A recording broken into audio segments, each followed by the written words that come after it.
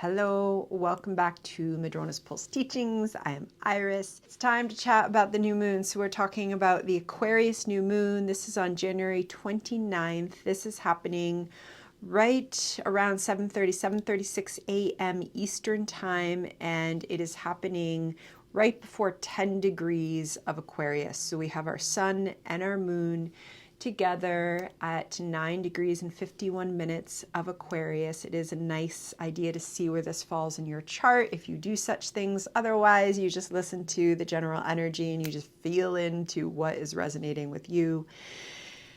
And my goodness, 2025. But a bit of a wild ride. It's going to continue to be a bit of a wild ride. And so what does this new moon speak to us of in the cycle that we're in? So of course, the new moon is when that sun and the moon come together, and it is a quietude of psyche. It is the dark moon. It is a time for setting intentions for the next 2 weeks ahead in that cycle. And then depending upon what is going on in the cosmic weather and what's talking to the sun and the moon, then it also teaches us about intentions we might set for bigger cycles as well.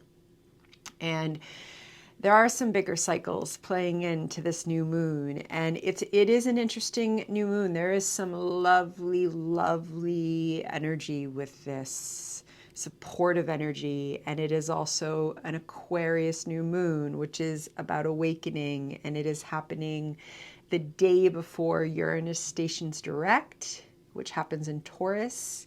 And we also have Pluto conjunct Mercury in Aquarius, of course, for this new moon. So there's a lot. So let's break it down a little bit. So firstly, we're talking about Aquarius energy, and we've been talking about Aquarius energy a lot because we just had the sun conjunct Pluto in Aquarius. We, of course, have Pluto in Aquarius, and we're in this new era of Pluto in Aquarius.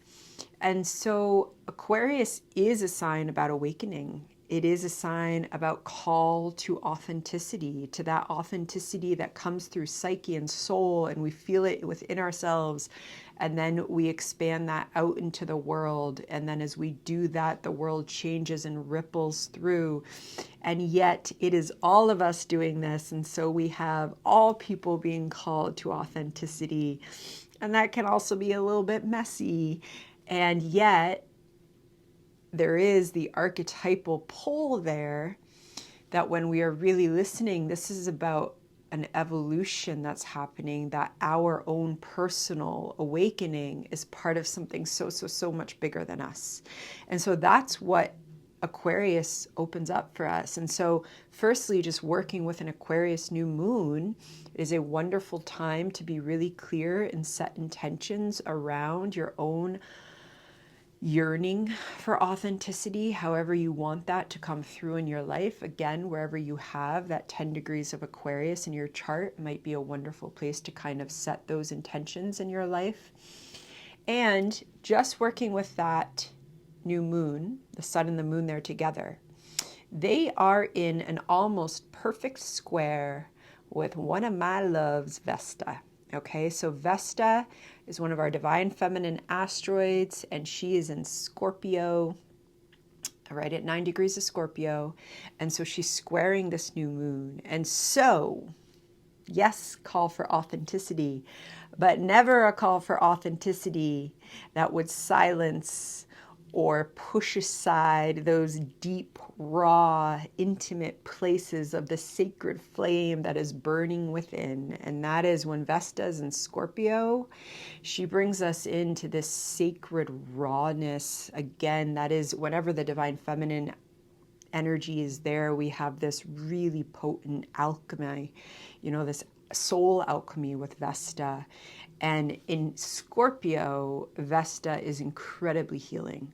She is especially healing for those of us that are on journeys from healing from any type of sexual violence, any type of embodied trauma. Vesta there is that she brings such opportunity for sacred healing within, in the core of our psyche, in the core of our body. She is the sacred flame, okay, that really sparks creative energy. And she's a sacred flame that can never be put out, no matter what we survive. She can never be put out because Vesta is between us and the goddess, okay? And she's talking to this new moon. So there is also awakening of the goddess energy, and it's in a square, so it wants to be felt. It does not want to be silenced. This is not, where would we find an example of someone just running in an egotistical manner, in a narcissistic flare of individualism? I don't know, wherever we might find that. But this is not that type of Aquarius that is fear-driven. This is about that call for authenticity that is willing to feel within, that is willing to feel the scorpionic shift and alchemy that is for healing, that goes deep. And so that energy is here with our setting intentions of that awakening. The awakening of the flame is a lovely merging of those two, that sacred flame. And the new moon is also trining Jupiter, okay, who is in Gemini, and that Jupiter is retrograde. That Jupiter is retrograde about 5 or so days before it will station direct. So Jupiter will also station direct, first Uranus and then Jupiter. So Jupiter will station direct in Gemini, and that will happen on February 4th. So that Jupiter is grinding those gears. And then it's, and so, but that Jupiter, that trine to Jupiter is also a little bit of a still point. It's kind of like we set the intentions and we be in that place of wakefulness, and then we will emerge, right? And then we will emerge. Now, we also might emerge rather quickly in other aspects of our life, because this is an Aquarius new moon, and Aquarius in evolutionary astrology is ruled by Uranus, and Uranus stations direct the very next day, January 30th, okay, and that is at 23 degrees of Taurus. And so that is very significant. Uranus, especially when Uranus stations direct, firstly, Uranus changing, stationing direct, and or when it's going retrograde, it is very impactful for the nervous system. Aquarius is already a heightened nervous system because it is that awakening energy. So we want to ground, especially through this new moon into the next day or two. We really do want to ground because there's a lot of energy, and there's a massive shift of energy with that Uranus stationing direct, with that happening in line with the Aquarius new moon. And of course, Uranus is wildcard energy. Uranus is changes. It can be shocking news. It can be, now shock doesn't necessarily mean bad, okay? It can be shocking news in that kind of, we go to that more negative place. It can also be, wow, I just got a call and my dream job came through and I didn't even know that this was an opportunity. It can also be that type of shocking news. Ultimately, Uranus is aligned with Aquarius, wanting to bring about awakening, and it is the great awakener. So all like that potential for awakening with this new moon is heightened. It is heightened because we have Uranus, the great awakener, stationing direct. And with Uranus stationing direct, we are ready to move forward in that Taurus area of our chart. And this is really significant because Uranus is going to keep moving forward and it's going to enter Gemini, okay, in the summer and or winter if you're in the southern hemisphere. And so there is forward movement and there's change. And it's really significant that this is going to be that last pass of Uranus moving through this last decan of Taurus before it goes into Gemini, and then it will dip back in and it will make its final move in 2026. But there are these big changes. And in Taurus, that is our radical embodiment. That is us really embodying who we are in this moment of our journey, and not being shallow about that, not being performative about that, just letting it be, which is also lovely with that Vesta square to this new moon, because no one wants us to just be who we are, like Scorpio, ultimately. Now, when Scorpio is driven by fear, it can struggle with that. But we have a Vesta in Scorpio who is healing, who's actually healing some of those wounds that teach us to move from fear and teach us to move to hide parts of ourselves. And that healing flame wants to be included in this new moon. And then Uranus stations direct in Taurus, and it is radical embodiment. We bring it. We bring it. And we also potentially let go. Uranus is that, it's that lightning bolt, you know, and in Taurus, Uranus helps us let go of things in Taurus that we've been holding on to, that we've been really comfortable with, that we maybe have kind of known it's going to be time to let this go at some point, but it's also really comfortable because I just know it so well. Then Uranus stations direct. It's like, okay, that's gone, that's gone. This is where we're going, okay? For the sake of awakening, for the sake of authenticity. And that's all seeded into this new moon. And we also have our Pisces energy during this new moon. So we have got our little stellium of Venus in Pisces at 25 degrees, approaching Neptune, who's at 27 degrees. And of course, we've got our North Node now in Pisces, who's at 28 degrees, approaching its direct conjunction with Neptune, and Venus is coming into that energy. Okay, so this just brings some incredible, you know, Venus conjunct Neptune with the North Node there. This is our soul singing. This is our soul singing a song of destiny that we've been yearning for since we were really little, even before that. It's part of what we just want to let flow through us. Now, during the exact conjunction, as Vesta gets closer to that, you know, Neptune's a lot of energy. It can be otherworldly. It can be a little confusing. It can be foggy. We cannot totally know what's going on, but this is approaching that conjunction. So Venus is coming in, and we are coming in to that soul song. And if you have anything at those final degrees of Pisces, then this energy is really activating whatever you have there, and it is bringing a pouring forth of beautiful divine feminine energy, okay, through that. And they, our little Piscean, beautiful mystical trio there, are also trining Juno and Scorpio. And that Juno has been active with us. She was just opposite Uranus, and now she moves ahead in Scorpio, and she trines the Venus and the Neptune and the North Node. And so that is just bringing, you know, Juno and Scorpio brings in that deep witchy integrity. That she is the alchemist, that's also a matriarch. She is someone who is ready to reclaim, and she is ready to be as raw and vulnerable as she's ready to be in this state of her journey, in a way that brings great integrity. And she's trining that, which brings, you know, actually a grounding and a rooting into that, because the Piscean, that Venus and Neptune, that can go really, really into the ether.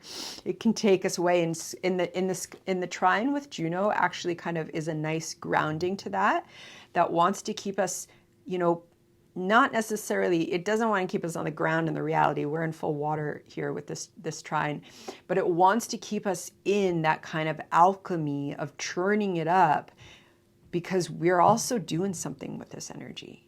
We're also transforming ourselves, our relationships, our relationship to source, our relationship to spirit, our intimate relationships, our relationships with ourselves, all the places that we want to show up with integrity and intimate relationship. That's what Juno and Scorpio is all about, is connecting with this divine pour of what really can be unconditional love.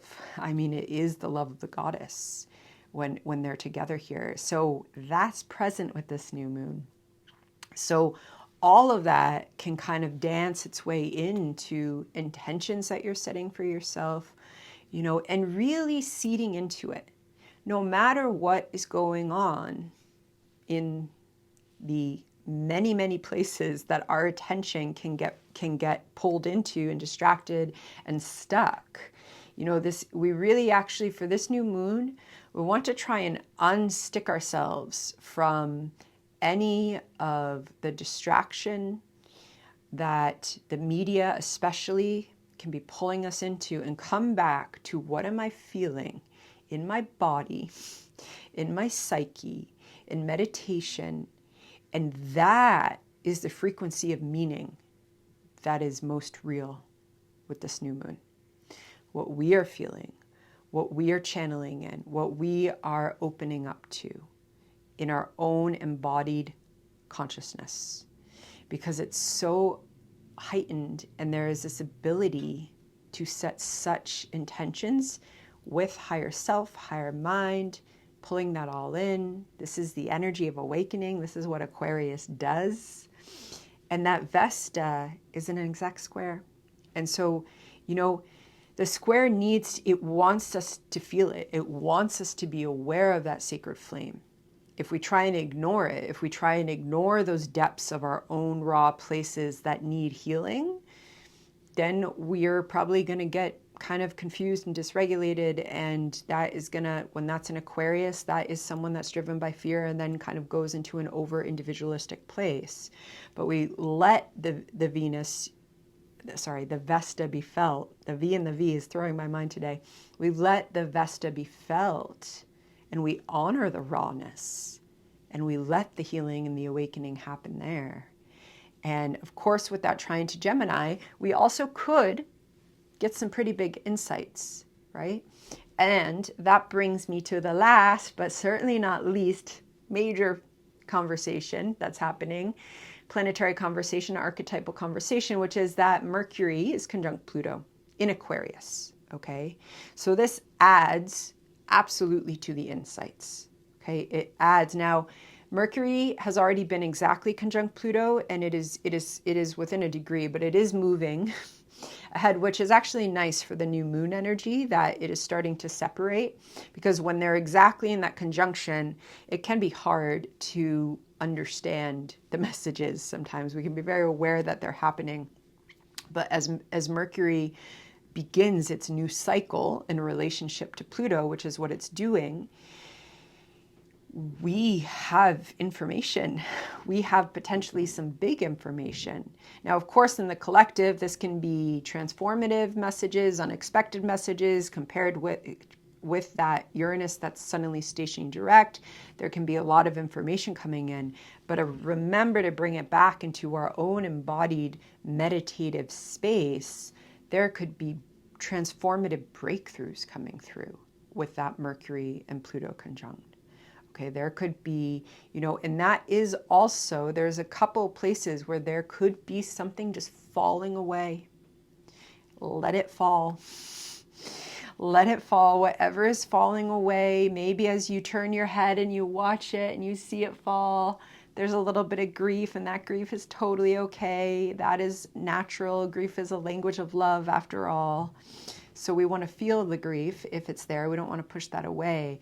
But there could definitely be a shedding and things falling away. And it's signaled by the outer planets. And a shedding that's happening with the outer planets, oh baby, it's time for the shedding to happen. Okay? So just allowing the falling away, because whatever is falling away, you don't need it where you're going. You actually don't have space for it. So you have to let it fall away, because you're going on a journey and you don't need it. Okay, messages completed, and I'm going to leave it there. And I am sending lots of love as always for this Aquarius new moon, and I will see you soon. Be well.